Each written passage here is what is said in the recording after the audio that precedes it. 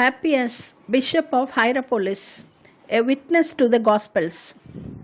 According to the 2nd century theologian Saint Irenaeus, Papias had known Apostle John.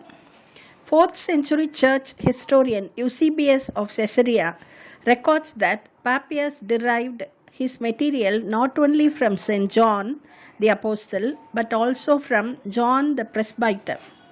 He lived from AD 60 to AD 130. He wrote the exposition of the sayings of the Lord in 5 books. This work, which is lost apart from brief excerpts in the works of Irenaeus and Eusebius, is an important early source on Christian oral tradition and especially on the origins of canonical Gospels. He is described as an ancient man who was a hearer of John and a companion of Polycarp.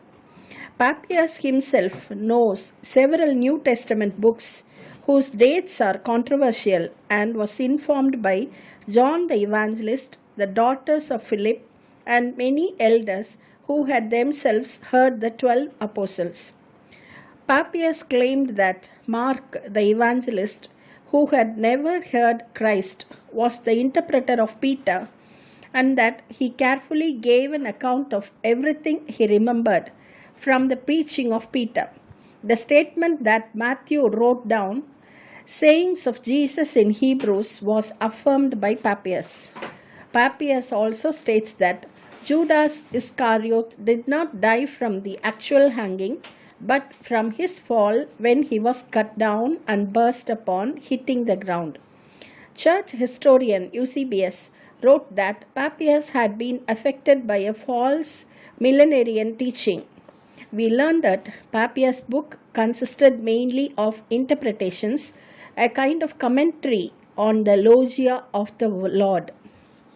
It is highly probable that Papias had a New Testament containing the 4 Gospels, the Acts, the chief epistles of St. Paul, the Apocalypse, and the epistles of St. John and 1 Peter.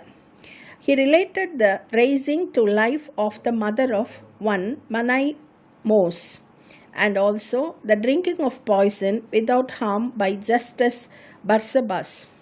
He may have related this in connection with Mark 16:18, as it is the only one of the miracles promised in that passage by our Lord which is not exemplified in Acts. There is no early evidence as to our Gospels comparable to that of Papias. He taught about an imminent reign of Christ in a renewed earth would last 1,000 years in future. His importance lies not in his endeavor to keep in touch with historical first-hand witnesses, but to the true or original meaning of the Lord's own teaching. Papias, in the 4th book of his Dominical expositions, mentioned delicious meals among the sources of delights in the resurrection.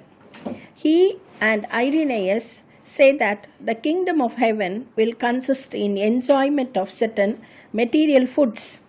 He related a number of traditions regarding Jesus' teaching concerning the coming kingdom of God, characterizing it as a literal reign on earth in which fruit, grain, and animal life would be marvelously productive and humans would enjoy delicious foods.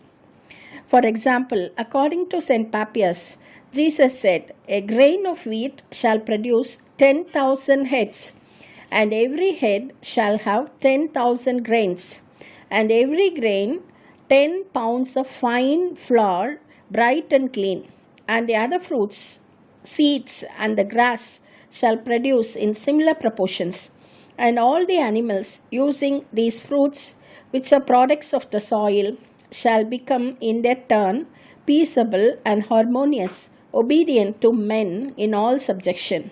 He died in Smyrna at 163 AD, probably as a martyr. Thank you.